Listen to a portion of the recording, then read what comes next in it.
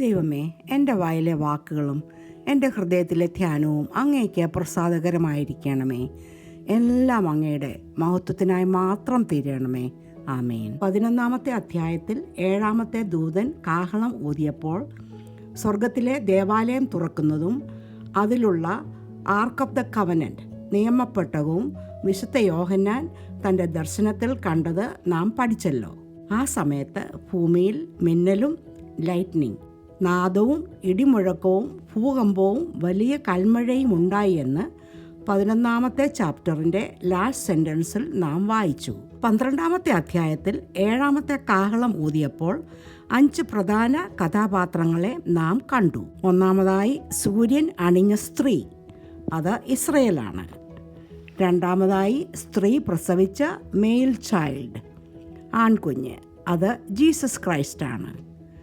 മൂന്നാമതായി തീ നിറമുള്ള മഹാസർപ്പം, അത് അസൽ സാത്താനാണ്. നാലാമതായി ദൈവത്തിൻ്റെ പ്രധാന ദൂതൻ മീഖായേൽ. അഞ്ചാമതായി ഇസ്രയേലിലെ രക്ഷയിലേക്ക് തിരഞ്ഞെടുക്കപ്പെട്ട ശേഷിപ്പ്.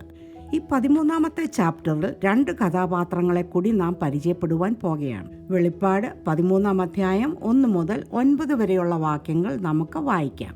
അപ്പോൾ 10 കൊമ്പും 7 തലയും കൊമ്പുകളിൽ 10 രാജമുടിയും തലയിൽ ദുഷ്ടനാമങ്ങളും ഉള്ളൊരു മൃഗം സമുദ്രത്തിൽ നിന്ന് കയറുന്നത് ഞാൻ കണ്ടു.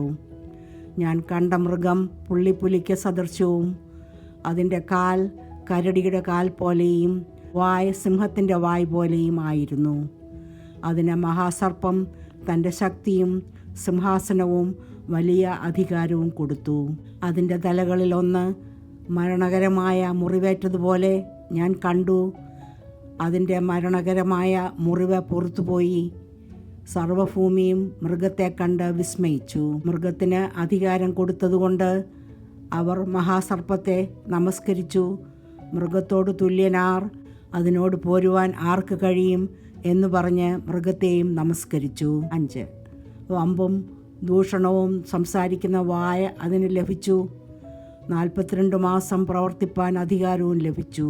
6 അത് ദൈവത്തിൻ്റെ നാമവും അവൻ്റെ കൂടാരത്തെയും സ്വർഗത്തിൽ വസിക്കുന്നവരെയും ദുഷിപ്പാൻ ദൈവദൂഷണത്തിനായി വായ് തുറന്നു. 7 വിശുദ്ധന്മാരോട് യുദ്ധം ചെയ്ത് അവരെ ജയിപ്പാനും അതിന് അധികാരം ലഭിച്ചു. സകല ഗോത്രത്തിന്മേലും വംശത്തിന്മേലും ഭാഷമേലും ജാതിമേലും അധികാരവും ലഭിച്ചു. 8 ലോകസ്ഥാപനം മുതൽ അറക്കപ്പെട്ട കുഞ്ഞാടിൻ്റെ ജീവപുസ്തകത്തിൽ പേർ എഴുതിയിട്ടില്ലാത്ത ഭൂവാസികളൊക്കെയും അതിനെ നമസ്കരിക്കും. ചെവിയുള്ളവൻ കേൾക്കട്ടെ. 12-ാം അധ്യായം അവസാനത്തെ വാക്യത്തിൽ സാത്താൻ മണൽ പുറത്ത് നിൽക്കുന്നതായി നാം വായിച്ചു.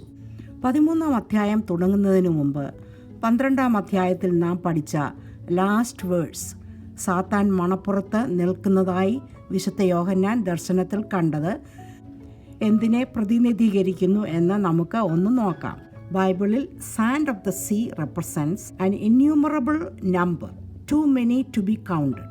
This we can read in Job 6:3 and Proverbs 27:3.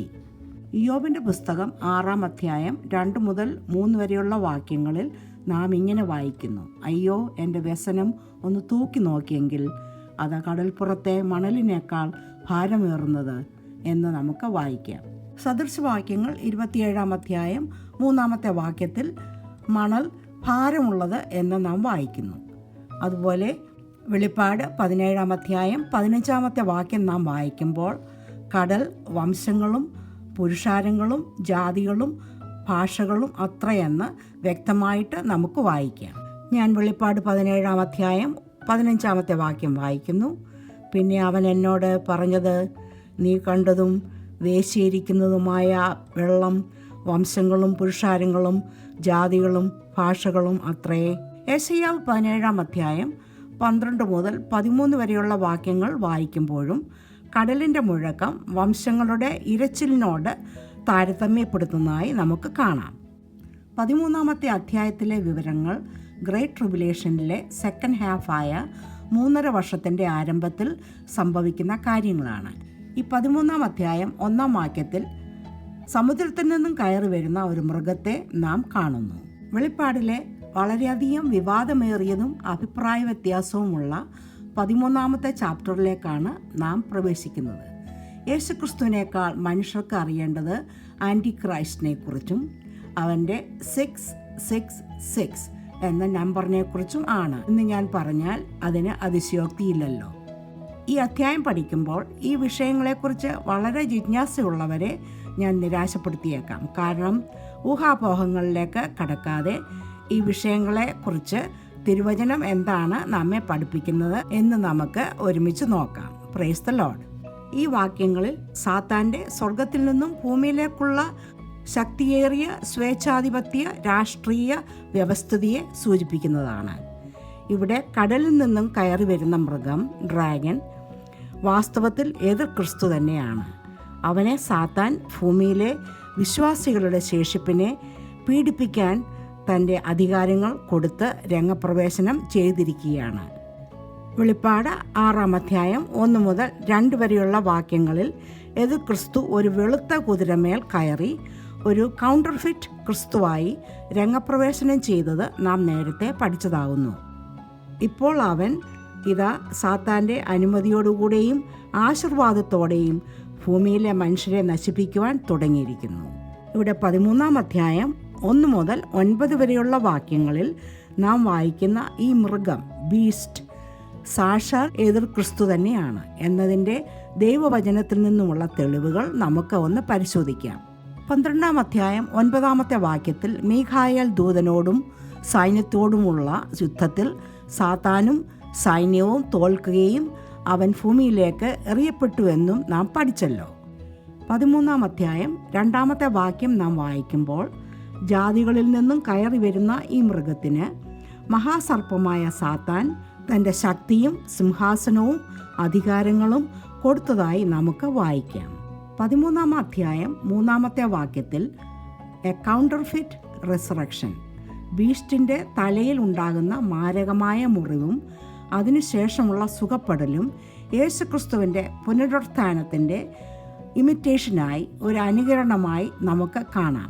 13-ാം അധ്യായം 4-ാമത്തെ വാക്യത്തിൽ ഈ മൃഗത്തിന് അധികാരം കൊടുത്തതുകൊണ്ട് സർവ്വഭൂമിയും മഹാസർപ്പത്തെ നമസ്കരിച്ചു എന്ന് നാം വായിക്കുന്നു. ഈ മൃഗത്തോട് പോരുവാൻ ആർക്ക് കഴിയും എന്ന് പറഞ്ഞ് ഭൂമിയിലെ മനുഷ്യർ ഈ മൃഗത്തെ നമസ്കരിക്കുന്നുവെന്ന് നാം വായിക്കുന്നു. അഹങ്കാരത്തോടുകൂടിയുള്ള അധികാരം, ദൈവത്തിൻ്റെ നാമവും അധികാരങ്ങളും അഹങ്കാരത്തോടുകൂടി ഏറ്റെടുത്ത് ദൈവദൂഷണം പറയുന്ന നാവ് ഈ മൃഗത്തിന് 42 മാസത്തേക്ക് ലഭിച്ചതായി നാം 5 മുതൽ 6 വരെയുള്ള വാക്യങ്ങളിൽ വായിക്കുന്നു. 7-ാമത്തെ വാക്യത്തിൽ എല്ലാ ജാതികളുടെയും ഭാഷകളുടെയും രാഷ്ട്രങ്ങളുടെ മേലും അവൻ ഉപയോഗിക്കുന്ന ആഗോള ആധിപത്യവും അധികാരങ്ങളും നാം കാണുന്നു. 8-ാമത്തെ വാക്യത്തിൽ കുഞ്ഞാടിൻ്റെ ജീവപുസ്തകത്തിൽ പേർ എഴുതിയിരിക്കുന്നവർ ഒഴികെ ഉള്ള ഭൂമിയിലെ നിവാസികളുടെ മേൽ ഉള്ള അവൻ്റെ അധികാരം, പ്രോസിക്യൂഷൻ ഓഫ് ബിലീവേഴ്സ്, നാം കാണുന്നു. ദൈവത്തിൻ്റെ ജനത്തിന് എതിരായി പ്രവർത്തിക്കുവാനും അവരെ കീഴടക്കാനും അവന് 42 മാസത്തേക്ക് അധികാരം ലഭിക്കുന്നതായി 8-ാമത്തെ വാക്യത്തിൽ നമുക്ക് വായിക്കാം.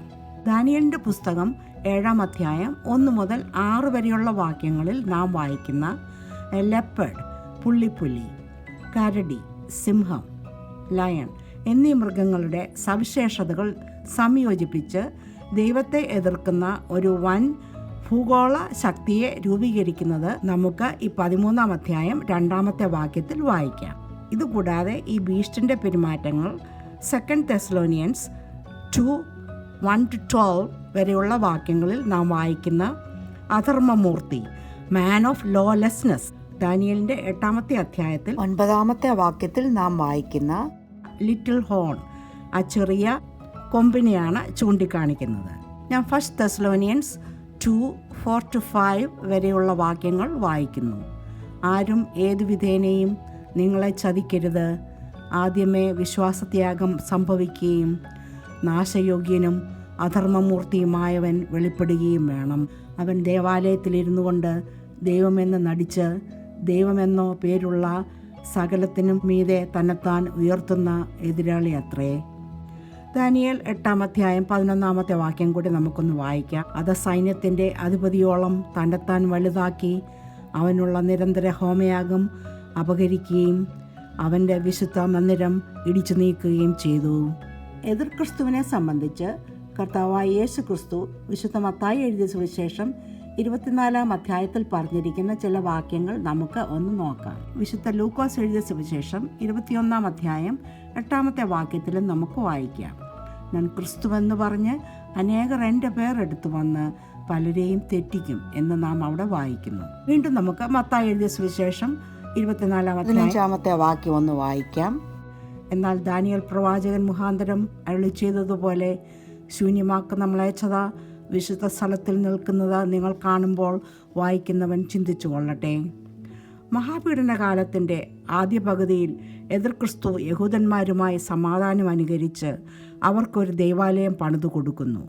എന്നാൽ ട്രിബുലേഷൻ്റെ സെക്കൻഡ് ഹാഫിൽ എതിർ ക്രിസ്തു അവിടെ ദൈവമായി തന്നെത്താനെ പ്രതിഷ്ഠപ്പെടുത്തും. ഇതൊക്കെ നാം വിശദമായി പഠിക്കുവാൻ പോകുന്ന വിഷയങ്ങളാണ്.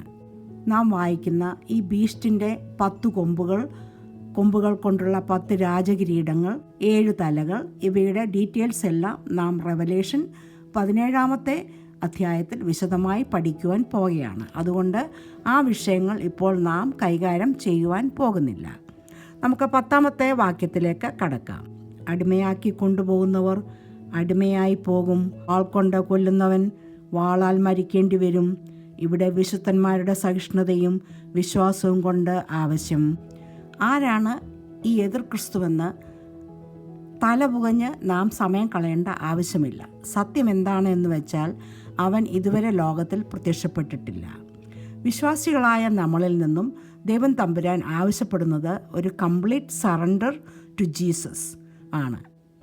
ശരിയാണ്, അന്ത്യകാല ലക്ഷണങ്ങൾ നാം ദിവസേന കണ്ടുകൊണ്ടിരിക്കുന്നു. എന്നാൽ നാം ഇപ്പോൾ എന്താണ് ചെയ്യേണ്ടത് എന്ന് ഈ 10 വാക്യം നമ്മെ പഠിപ്പിക്കുന്നു. വിശുദ്ധ പൗലോസ് 2 തിമോത്തി 4:7 പറഞ്ഞിരിക്കുന്നത് പോലെ, ഒന്നാമതായി വിശ്വാസം കാക്കുക, രണ്ടാമതായി വചനം പ്രബോധിപ്പിക്കുക, മൂന്നാമതായി സമയത്തിലും അസമയത്തിലും ഒരുങ്ങി നിൽക്കുക, നാലാമതായി സകലത്തിലും നിർമ്മതർ ആയിരിക്കുക, അഞ്ചാമതായി കഷ്ടം സഹിക്കുക, ആറാമതായി നല്ല പോർ പൊരുതുക, ഏഴാമതായി ഓട്ടം തികയ്ക്കുക. അങ്ങയുടെ പ്രത്യക്ഷതയിൽ പ്രിയം വെച്ച എല്ലാവർക്കുമായി വെച്ചിരിക്കുന്ന നീതിയുടെ കിരീടം പ്രാപിക്കുക. Praise the Lord. ദൈവത്തിൻ്റെ കൃപ നമ്മോടുകൂടെ ഇരിക്കുമാറാകട്ടെ. ആമേൻ.